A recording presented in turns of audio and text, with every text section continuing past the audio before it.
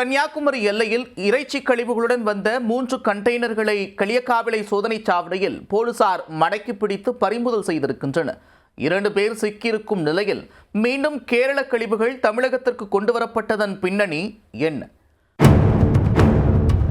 கேரளாவிலிருந்து கொண்டுவரப்பட்ட மருத்துவ கழிவுகள் நெல்லை மாவட்டத்தின் பல்வேறு பகுதிகளில் கொட்டப்பட்ட விவகாரம் பெரும் விஸ்வரூபம் எடுத்துள்ள நிலையில் கேரள அரசே அவற்றை அகற்றும் பணியை மேற்கொண்டனர்.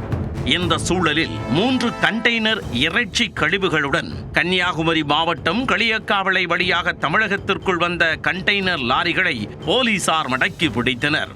தமிழகத்தில் கேரள கழிவுகள் கொட்டப்படும் விவகாரத்திற்கு நிரந்தர தீர்வு காணப்படுமா?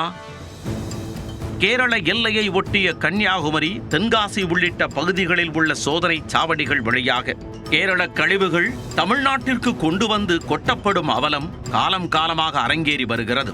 அவ்வப்போது பொதுமக்கள் மற்றும் சமூக ஆர்வலர்கள் இதற்கு எதிர்ப்பு தெரிவித்து வந்த போதும் இந்த அவலத்திற்கு நிரந்தர தீர்வு எட்டியபாடில்லை. இந்நிலையில் அண்மையில் நெல்லை மாவட்டத்தின் பல்வேறு பகுதிகளில் கேரள மருத்துவ கழிவுகள் குவியலாக கொட்டப்பட்ட சம்பவம் பெரும் விஸ்வரூபம் எடுத்து தமிழகத்தை உலுக்கி எடுத்தது. பலரும் இதற்கு கடும் எதிர்ப்பு தெரிவிக்க தேசிய பசுமை தீர்ப்பாயம் உத்தரவின் பேரில் தற்பொழுது கேரள அரசே அந்த கழிவுகளை அகற்றி வருகிறது. இந்த விவகாரம் ஒருபுறம் நடந்து கொண்டிருக்க இதை பற்றி எந்த கவலையுமின்றி கன்னியாகுமரி மாவட்டம் களியக்காவிளை சோதனை சாவடி வழியாக 3 கண்டெய்னர்கள் இறைச்சி கழிவுகளுடன் கேரளாவிலிருந்து தமிழ்நாட்டிற்குள் நுழைந்துள்ளது.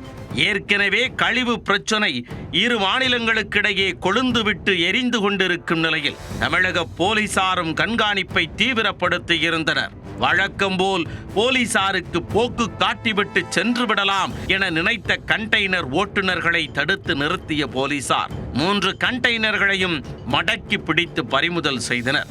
இந்த வாகனங்களை ஓட்டி வந்த திருவனந்தபுரம் பகுதியைச் சேர்ந்த முருகன் மற்றும் தென்காசி பகுதியைச் சேர்ந்த சுப்பையன் ஆகிய இருவர் கைது செய்யப்பட்டனர். ஒரு வாகனத்தின் ஓட்டுநர் மட்டும் தப்பி ஓடிவிட்டார். பிடிபட்ட இருவர் மீதும் வழக்கு பதிவு செய்து விசாரணை நடத்தி வருகின்றனர். தமிழகத்தை குப்பை கிடங்காக பயன்படுத்தி வரும் கேரளாவின் இந்த போக்கிற்கு போலீசார் நிரந்தர தீர்வு காண வேண்டுமென பலரும் கருத்து தெரிவித்து வருகின்றனர்.